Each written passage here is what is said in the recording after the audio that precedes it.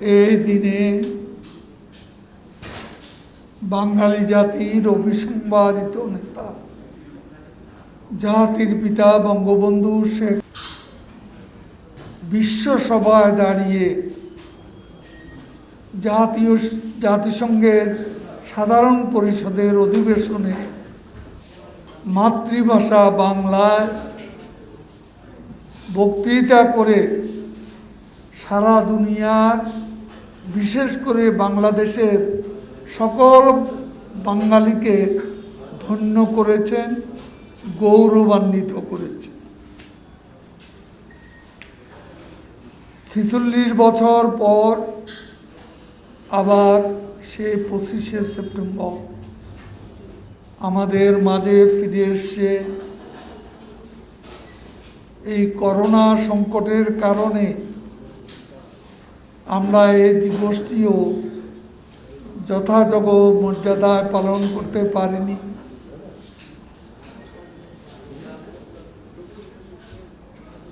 মুজিব বর্ষ উদযাপন কমিটি, জাতীয় কমিটি অবশ্য একটা ভার্চুয়াল আয়োজন করেছেন। আমাদের নেত্রীর সেখানে যোগ দেওয়ার কথা। আমি আজকের এই দিনে পরম শ্রদ্ধা, ভালোবাসা, জাতির পিতার স্মৃতি বিজড়িত মায়ের ভাষা, মাতৃভাষায় বক্তৃতা করার বিশ্বসভায় যে গৌরবজনক অধ্যায় সৃষ্টি করেছেন পৃথিবীর ইতিহাসে, সেই দিনটি স্মরণ করে পরম শ্রদ্ধায় অবনত মস্তকে জাতির পিতাকে স্মরণ করছি। গত বছরের ডিসেম্বর মাস থেকে এ পর্যন্ত দীর্ঘ একটি সময় ধরে সারা বিশ্ব প্রাণঘাতী করোনা মহামারীর মধ্য দিয়ে যাচ্ছে। করোনা ভাইরাসের সংক্রমণ মানুষের জীবনে স্বাভাবিক গতিপথকে পাল্টে দিয়েছে। পৃথিবীর উন্নত অনুন্নত সব দেশে ভয়ঙ্কর এই মহামারী আঘাত এনেছে, ক্ষতিগ্রস্ত করেছে সামাজিক, অর্থনৈতিক, সাংস্কৃতিক ব্যবস্থাকে, ব্যাহত করেছে মানুষে মানুষে যোগাযোগ, ব্যত্যয় ঘটিয়েছে শিক্ষাসহ বিভিন্ন সেবা খাতের ব্যবস্থাপনা। সর্বোপরি মানুষের জীবন ও জীবিকা উভয়ই সংকটের মুখে। সময়ের পরিক্রমায় কখন এর শেষ বিন্দু সেটা এখন পর্যন্ত অনিশ্চিত, অনির্ধারিত। তারপরেও কোনো সংকটই মানব সভ্যতাকে থামিয়ে রাখতে পারেনি, থেমে থাকে না। করোনা মহামারীর মধ্যেও থেমে থাকেনি মানুষের জীবন। আদিমকাল থেকে আজ পর্যন্ত মানুষের জীবন নিয়ত সংগ্রাম মুখর। অদৃশ্য করোনা ভাইরাসের সংক্রমণ রোধে সচেতনতা বৃদ্ধিতে, স্বাস্থ্য সুরক্ষাবিধি মানতে বাংলাদেশের মানুষের সম্মিলিত প্রয়াস ছিল উল্লেখ করার মতো। জাতির অভিভাবক হিসেবে এই প্রয়াসের আহ্বান জানিয়েছিলেন প্রধানমন্ত্রী বঙ্গবন্ধু কন্যা দেশরত্ন জননেত্রী শেখ হাসিনা। সারা দেশের মানুষ জননেত্রী শেখ হাসিনার এই আহ্বানে সাড়া দিয়েছে এবং এই করোনাকালে তিনি একমাত্র ট্রাস্টেড সিঙ্গেল ভয়েস হিসাবে দেশে বিদেশে প্রতিষ্ঠিত হয়েছেন। জাতির অভিভাবক হিসাবে প্রয়াসের আহ্বান তিনি জানিয়েছিলেন।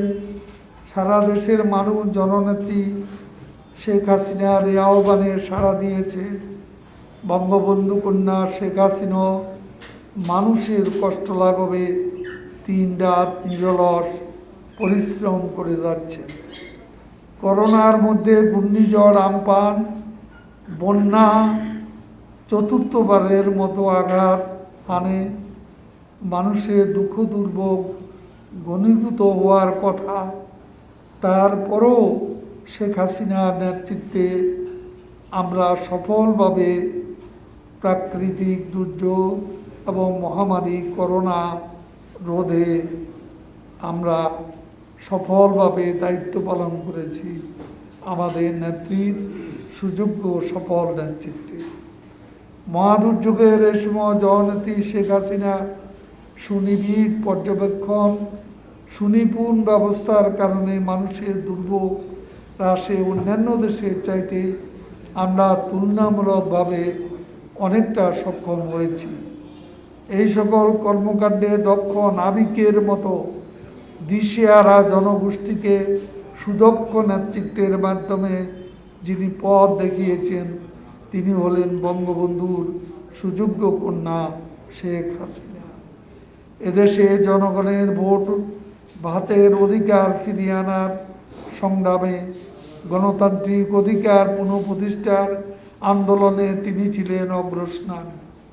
1975 সালের 15ই আগস্টের পরে দেশ ও জাতির হারানো গৌরবকে বঙ্গবন্ধু কন্যা সগৌরবে পুনঃপ্রতিষ্ঠিত করেছেন। বাঙালিকে আত্মমর্যাদা সম্পন্ন জাতি হিসাবে বিশ্বের বুকে মাথা তুলে দাঁড়ানোর সাহস জুগিয়েছেন। 75-এ 15ই আগস্ট জাতির পিতার হত্যাকাণ্ডের মধ্য দিয়ে শেখ হাসিনা হয়েছেন সর্বোচ্চ বঞ্চিত, কিন্তু সমগ্র বাঙালি জাতির আহ্বানে দেশে ফিরে হয়েছেন সম্মানিত, আনন্দিত, হয়ে উঠেছেন বাঙালির ত্রাণকর্তা, সকল আবদারের ধারক ও বাহক। বাঙালি জাতির সে আহ্বানে এদেশের জনগণের দুঃখ দুর্দশা লাঘবে 73 বছর পেরিয়েও তিনি অবিরাম ছুটে চলেছেন। এটা এখনো আমরা আমাদের নেত্রীকে নিয়ে গর্ববোধ করি, কারণ এই 73 বছর বয়সেও তিনি তার গতি অ্যারাবিয়ান হর্স। রূপকল্প 2021-এ মধ্যবায়ের বাংলাদেশকে প্রেক্ষিত পরিকল্পনা 2041 বাস্তবায়নের মাধ্যমে একটি আধুনিক রাষ্ট্র গঠনে দৃঢ় প্রতিজ্ঞ তিনি ঘোষণা করেছেন ডেল্টা প্ল্যান 2100। শেখ হাসিনা মানেই অদম্য সাহস, অপুরাণ প্রেরণার উৎস, অবিকল্প নেতৃত্ব, অতুলনীয় এক ব্যক্তিত্বের নাম। সময়ের প্রয়োজনে হয়ে উঠেছেন বাঙালি জাতির শ্রেষ্ঠ সন্তানদের একজন। তার সময় দেশের উন্নয়ন অতীতের সব ইতিহাসকে ছাড়িয়ে গেছে বহু আগে। এই ভিত্তির উপর দাঁড়িয়ে করোনা মহামারীর মধ্যে বাংলাদেশের জিডিপি প্রবৃদ্ধি অন্যান্য দেশের তুলনায় শক্তিশালী অবস্থানে থাকবে বলে এশীয় উন্নয়ন ব্যাংকের প্রতিবেদনে প্রকাশ পেয়েছে। আগামী 28 সেপ্টেম্বর বঙ্গবন্ধুর কন্যা, জাতির পিতা, বঙ্গবন্ধুর কন্যা, প্রধানমন্ত্রী, দেশরত্ন শেখ হাসিনার 74তম শুভ জন্মদিন, 73তম জন্মবার্ষিকী। কোনো ধরনের আনুষ্ঠানিকতা বঙ্গবন্ধু কন্যা শেখ হাসিনার পছন্দনীয় না হলেও বাংলাদেশ আওয়ামী লীগ দিনটি উপলক্ষে সারা দেশের সকল মসজিদে দোয়া মাহফিল, মন্দির, প্যাগোডা, গির্জাসহ সকল উপাসনালয়ে বিশেষ প্রার্থনা এবং আলোচনা সভার সীমিত পরিসরে আলোচনা সভার আয়োজন করবে। 21তম জাতীয় সম্মেলনের পর আমাদের সামনে ছিল জাতির পিতা বঙ্গবন্ধু শেখ মুজিবুর রহমানের জন্ম শতবার্ষিকী। বৈশ্বিক মহামারী করোনার কারণে আমরা অনেকটা গৃহবন্দী ছিলাম। মহামারীর প্রাদুর্ভাবের কারণে জাতির পিতা জন্মশতবার্ষিকীর কর্মসূচির পুনর্বিন্যাস করতে হয়েছে। বঙ্গবন্ধুর আদর্শকে ধারণ করে দেশকে ভালোবেসে প্রতিকূলতার মাঝেও দেশের মানুষ কাজে ফিরতে শুরু করেছে। শেখ হাসিনার নেতৃত্বে জীবনের সঙ্গে জীবিকার চাকাও সচল হয়েছে। শত বাধা বিপত্তিকে ডিঙ্গিয়ে পথ চলায় এদেশের মানুষের চিরায়ত রীতি। বাংলাদেশ আওয়ামী লীগও ইতিমধ্যে সীমিত পর্যায়ে সাংগঠনিক কর্মকাণ্ড শুরু করেছে। 21তম জাতীয় সম্মেলনের আগে পরে 31টি সাংগঠনিক জেলা ইউনিটের কাউন্সিল সম্পন্ন হয়েছে। করোনা মহামারীতে সৃষ্ট বাস্তব প্রেক্ষাপটে পূর্ণাঙ্গ কমিটি গঠনে একটু বিলম্ব হয়েছে, তবে অধিকাংশ পূর্ণাঙ্গ কমিটি কেন্দ্রীয় দপ্তরে জমা পড়েছে। আমি একটা বিষয় পরিষ্কারভাবে বলতে চাই যে কমিটি গঠনে আওয়ামী লীগের প্রেসিডিয়াম সভায় আমাদের নেত্রী যে নির্দেশনা দিয়েছে সেই নির্দেশনা মেনেই আমাদেরকে পূর্ণাঙ্গ কমিটি করতে হবে।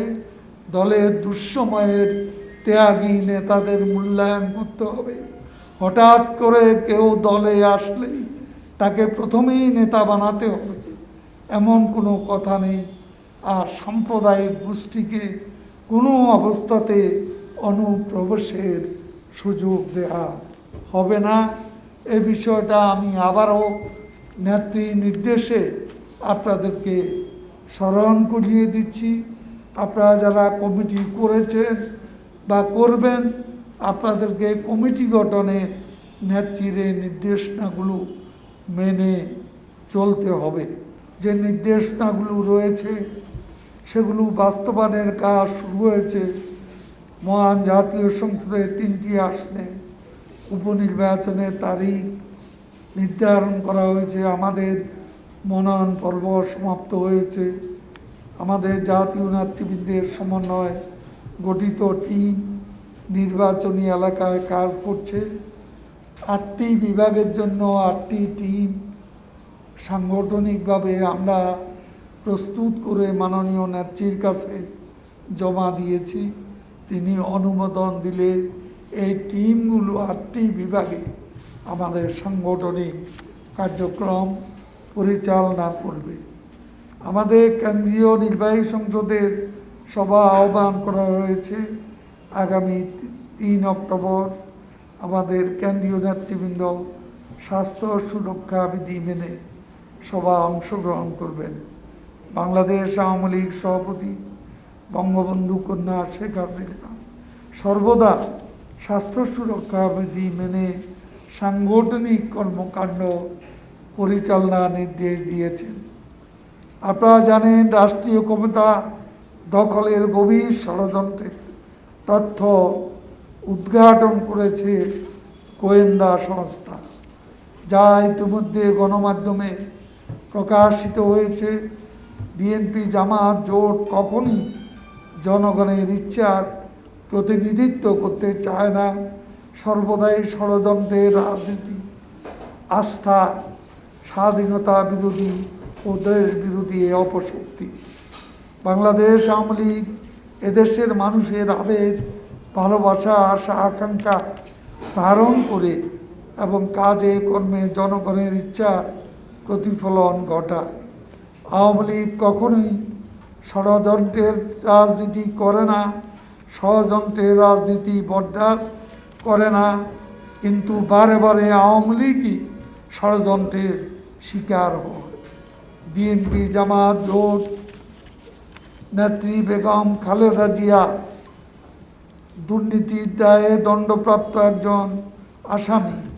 করোনা মহামারীর সময় বাংলাদেশ আওয়ামী লীগ সভাপতি প্রধানমন্ত্রী শেখ হাসিনা সর্বোচ্চ মানবিকতা, উদারতা পরিচয় দিয়ে খালেদা জিয়াকে জামিনে মুক্তির ব্যবস্থা করে। এই মানবিকতা বা উদারতাকে বিএনপি দুর্বলতা মনে করলে ভুল করবে। যদিও জনগণের প্রতি আস্থাহীন হয়ে বিএনপি নেতৃবৃন্দ বারবার ভুল করে আসছে বলেই তারা জনগণ দ্বারা প্রত্যাখ্যাত হয়েছে। কখনো মহামারীর এই সময়েও তারা জনগণের পাশে না দাঁড়িয়ে অবৈধ পথে চোরা গলিতে ক্ষমতায় আসার জন্য ষড়যন্ত্রের অলি গলি খুঁজে বেড়াচ্ছে। দুঃস্বপ্নে তারা বিভোর হয়ে আছে। আমরা বিএনপি নেতৃবৃন্দের প্রতি হুঁশিয়ারি উচ্চারণ করে বলতে চাই, গণবিরোধী ও দেশ বিরোধী কোনো ষড়যন্ত্রে লিপ্ত হলে দেশের জনগণকে সাথে নিয়েই তার দাঁত ভাঙ্গা জবাব দিতে প্রস্তুত। বাংলাদেশ আওয়ামী লীগ আমাদের নেত্রী দেশরত্ন শেখ হাসিনার ৭৩তম জন্মবার্ষিকী এবং ৭৪তম জন্মদিন উপলক্ষে আমরা এই শপথ গ্রহণ করছি। বাংলাদেশ আওয়ামী লীগ সভাপতি বঙ্গবন্ধু কন্যা দেশরত্ন শেখ হাসিনার জন্মদিন উপলক্ষে ঢাকা মহানগর আওয়ামী লীগের কর্মসূচি ২৮ সেপ্টেম্বর মহানগর দক্ষিণ সকল মসজিদে দোয়া মাহফিল, বিকেল ৩টায় আলোচনা সভায় যোগদান। ২০ সেপ্টেম্বর বাদ জোহর বায়তুল মোকাররম মসজিদে মিলাদ ও দোয়া মাহফিল।